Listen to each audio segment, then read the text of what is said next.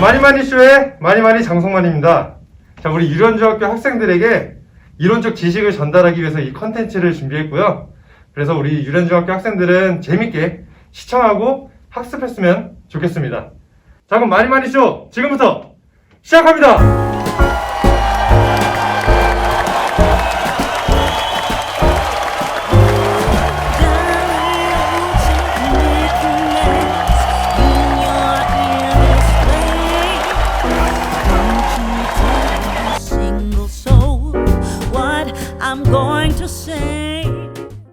자, 오늘 마니마니쇼 첫 번째 게스트는요, 요새 운동 생리학, 운동 영양학으로 정말 파란을 일으키고 계신 분이죠. 유련대학교 내 거친 생각과 배준수 교수님 모시도록 하겠습니다.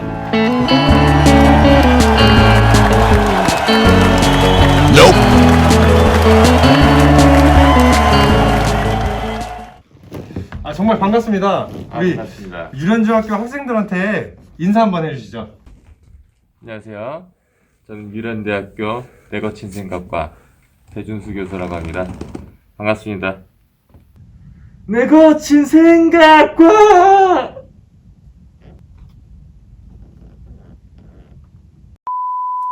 자, 지금 우리 유련중학교 학생들이 쉐네에서 지금 홈트레이닝을 지금 실시하고 있어요. 실행하고 있는데, 저희가 지금 준비한 거는 이제 아이들이 이제 운동한 후에 얼마나 좋은 식단을 통해서 더 성장할 수 있는지를 알려주기 위해서 이 지금 자리를 마련했습니다. 그래서 교수님이 생각하실 때 아이들을 위해서 얼마나 건강한 식단, 아이들이 무슨 음식을 먹는 게 좋을지 한번 설명해 주시면 좋을 것 같아요. 우리 배준수 교수께서는 탄단지라고 아시죠? 탄단지. 네, 필수 영양소입니다. 탄수화물, 단백질, 지방이죠? 예. 그럼 탄단지로 조심스럽게 제가 삼행시 한번 부탁드려도 될까요? 탄단지. 자, 탄수화물은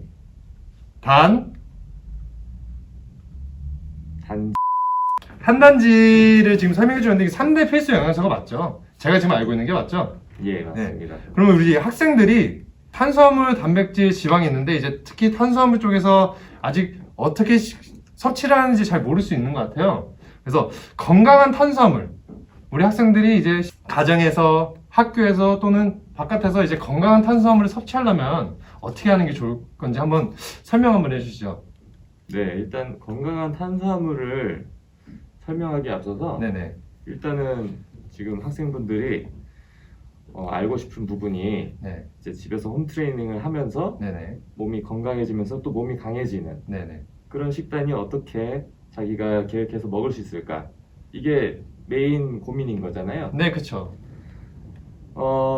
예를 들어서 르브론 제임스라는 NBA 농구 농구 선수 있습니다. 말씀하시는 거죠? 네.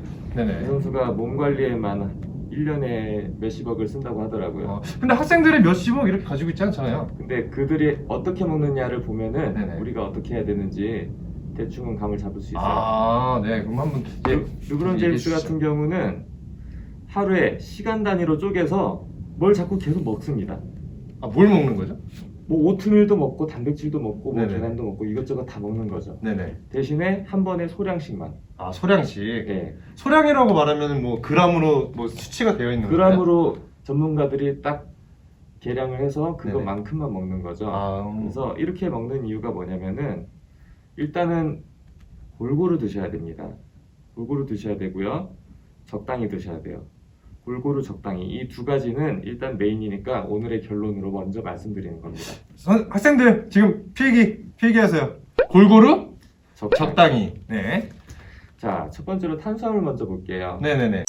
자, 탄수화물은 일단 GI 지수라는 표를 우리가 네네. 참고를 할 수 있어요. GI 지수가 뭐죠? GI 지수는 혈당 지수라는 건데요. 네. 예를 들어서 포도당을 100점이라고 하겠습니다. 포도당이 GI 지수가 가장 높은 거라고 하겠습니다. 네네. 그래서 점수가 0점부터 100점이 있는 거예요. 네. 그래서 포도당이 몸에 들어오면은 혈당이 가장 빨리 오른다고 보시면 되겠습니다.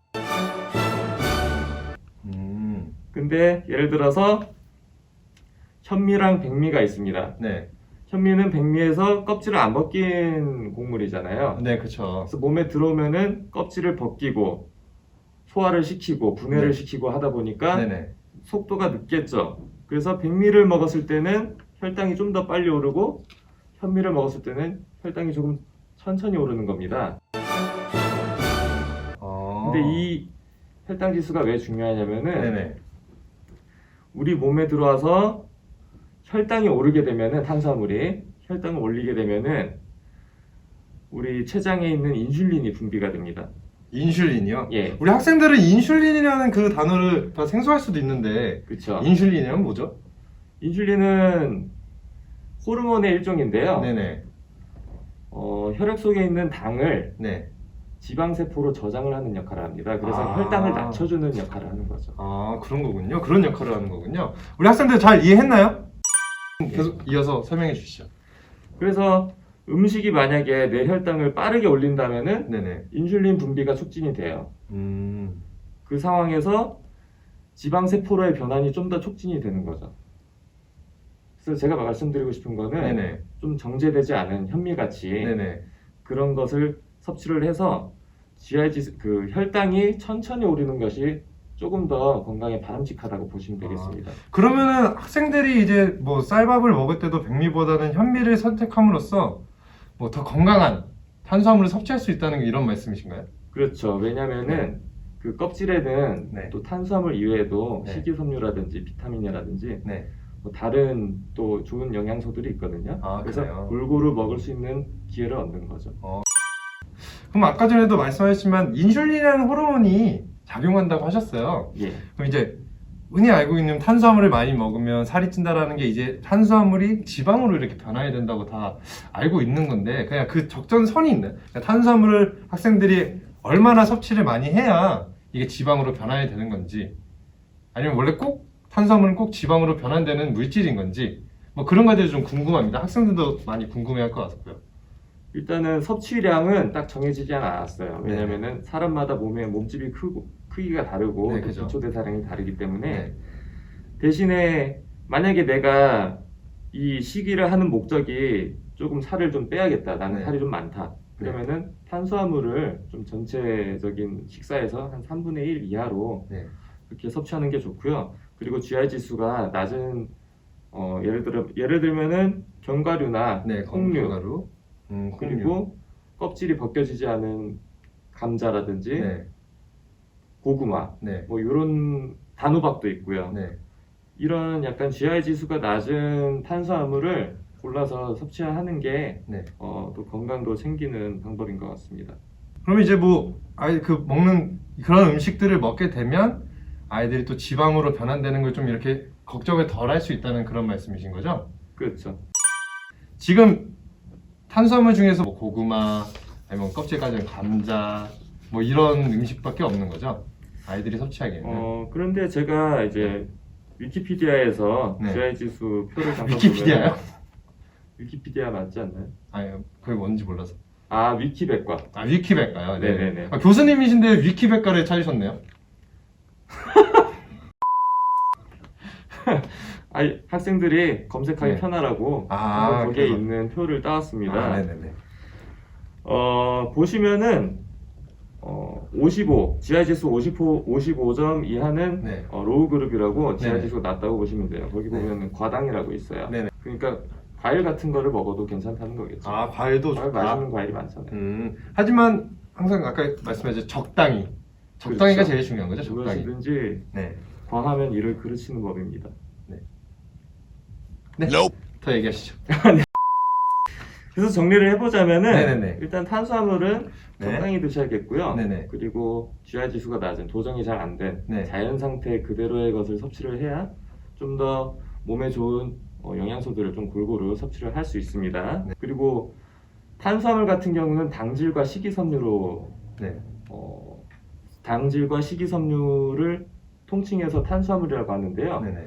일단은 식이섬유가 없고 당질이 높은 그런 탄수화물을 섭취하게 되면은 비만의 원인이 되고요. 그리고 몸에 무리가 많이 갑니다. 예를 들어서 간을 네. 간을 자극해서 좀 나쁜 콜레스테롤이 만들어지는 그런 걸 유도를 하기도 합니다. 그러면 지금까지 말씀하신 걸 정리를 한다면 우리 건강한 탄수화물 학생들이 이제 건강한 탄수화물을 섭취하기 위해서는 일단 제일 중요한 건 적당히. 평소에는 지하수가 낮은 뭐 현미나 아니면 정제되지 않는 곡물이나 콩류, 뭐 그리고 감자, 고구마 이와 같은 음식을 섭취해 주는 게 학생들이 건강한 탄수화물을 섭취하는데 정말 도움이 된다고 말씀하시는 거죠? 예, 예, 맞습니다. 방금 하신 말씀 중에는 네. 이제 감자 같은 경우는 네. 껍질이 있어야지만 중간 껍질이 그룹이고 있어야 껍질을 네. 벗기면 하이 그룹이 됩니다. 아, 그런가요? 네, 알겠습니다. 자, 그러면은 광고 보고 오시죠. 자, 많이 쇼 1회 2부가 시작됐습니다. 우리 1부에서는 탄수화물에 대해서 한번 알아봤는데요. 자, 우리 2부에서는 한 단지 중에 탄수화물이 끝났으니 그 다음 뭐죠? 그죠? 단백질입니다. 우리 단백질에 대해서 한번 알아보는 시간 갖도록 하겠습니다.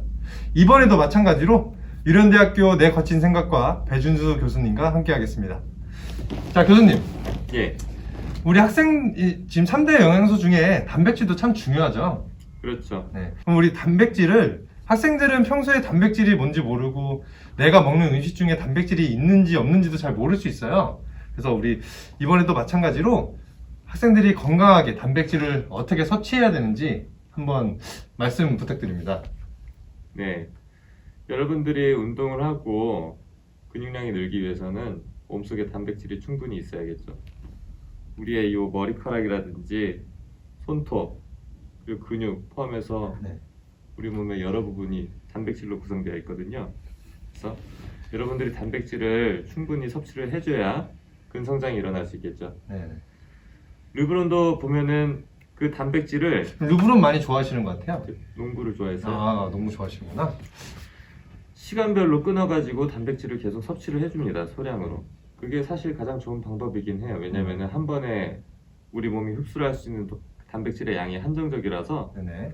한 번에 뭐 100g을 섭취한다고 해서 네. 그게 다 흡수가 되는 게 아니라 뭐 10g, 20g 이렇게 잘라서 섭취가 되고 나머지 남는 부분은 또 지방이 되니까 여러분들이 적당히 드셔야 됩니다.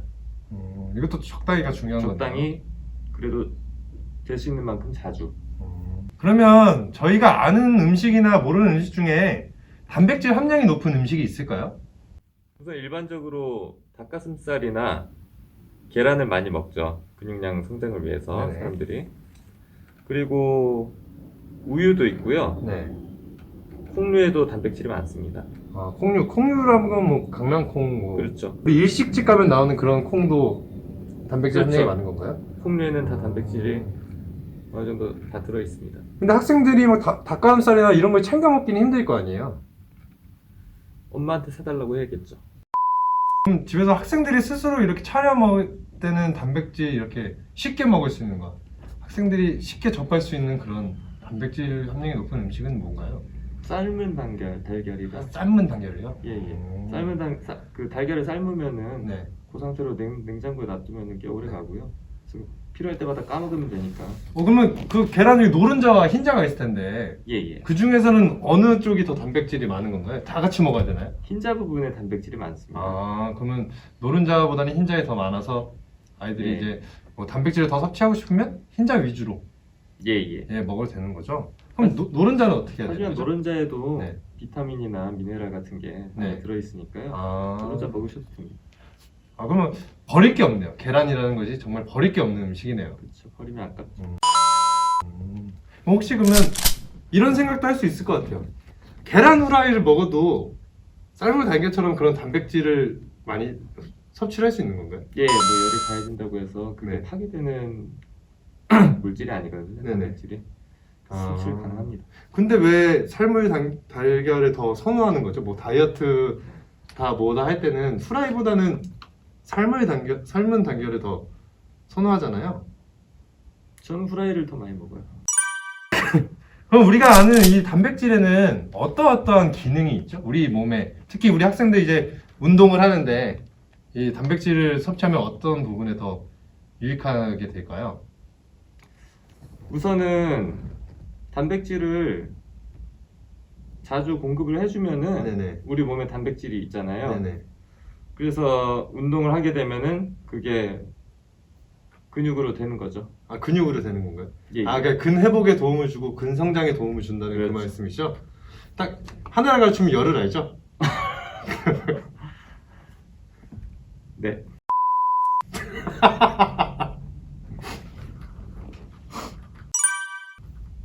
그럼 단백질에 대해서는 더 이상 해주실 말씀이 없는 건가요? 일단은 단백질에 대해서 여러분들이 아시면 좋을 내용이 있거든요. 네, 그러면 그거 지금 빨리 얘기해 주시죠. 단백질을 먹으면은 네네. 단백질이 분해가 되겠죠. 네네네. 단백질은 20가지의 아미노산으로 네. 구성이 되어 있습니다. 네. 그래서 이 20가지 아미노산이 다 있을 때 네. 그게 단백질의 역할을 할 수 있는 거예요. 하나라도 빠지면 단백질 역할을 못 해요. 아, 그런가요? 예. 그 중에서도 네. 또 9가지 필수 아미노산이 있고요. 네. 11가지 비필수 아미노산이 있는데 잠깐만. 맞아. 아미노산이 있는데 네. 자, 아미노산 20가지 중에서도 네. 9가지 필수 아미노산은 네. 우리가 체내에서 합성을 못하기 때문에 네네네. 꼭 섭취를 통해서 아. 얻어야 한다고 하거든요. 네네네. 근데 계란이나 우유가 네. 완전 단백질이라는 말이 있듯이 계란이나 우유에 있는 단백질은 20가지 아미노산이 다 있는 아주 좋은 품질의 단백질입니다. 아, 그런데 동물성 단백질이 있고 또 식물성 단백질이 있어요. 점점 깊어지네요. 네, 예, 말씀 예. 부탁드립니다. 네. 또 콩류에 단백질이 많다고 했잖아요. 네네네. 근데 예를 들어서 콩에는 네. 20가지가 다 없다고 쳐도 네. 콩 말고 콩도 종류가 많잖아요. 네네네. 또 종류에 따라서 그게 달라요. 그래서 조합만 잘 하면은 식물성 단백질로도 20가지를 채워서 먹을 수 있습니다. 아. 일단 단백질은 근성장을 포함해서 네. 우리 몸에 아주 필요한 식단입니다. 네. 그리고 단백질을 네. 섭취하기 위해서 쉽게 섭취하기 위해서 사람들이 계란이나 네. 닭가슴살을 먹는 데는 다 이유가 있습니다. 네. 동물성 단백질에는 20가지가 다 있는 네. 그런 경우가 많기 때문에 네. 자주 드셔주면 좋고요. 네. 그리고 식물성 단백질로 만약에 내가 섭취를 하고 싶다 네. 그러면은 조합을 조금 골고루 해서 네. 섭취를 하면은 동물성 단백질 먹는 것과 같이 똑같은 효과를 얻을 수 있을 겁니다. 식물성에는 콩류를 말씀하시는 거죠? 콩에도 있고 버섯도 있고 네. 보시면은 네. 여러분들 찾아보셔야 돼요. 그런 거는. 준비를 영양성분은- 해오신 게 아니네요. 그거는 스스로 이거- 찾아보는 거죠. 이제 자기주도 학습을 이제 생각하시고 말씀하시는 거죠? 그렇게 해야지 잘 있게 되는 겁니다. 네, 그죠. 계속 주인만 되는 게 아니라 스스로 찾아보고 위키백과를 찾으면 되는 거잖아요. 위키백과 말고도 네. 여러 군데에서 그쵸. 그렇게 해서 스스로 학습할 수 있게. 그렇죠. 역시 교수님, 아이들 학습법까지 확실히 잘 알고 계시네요. 그렇게 되는 건가요? 네, 그렇게 되는 겁니다. 단백질에 대해서는 이렇게 충분히 저희가 알아봤고요. 그 다음 탄단지 중 지방에 대해서 알아보기 전에 광고 보고 오시죠.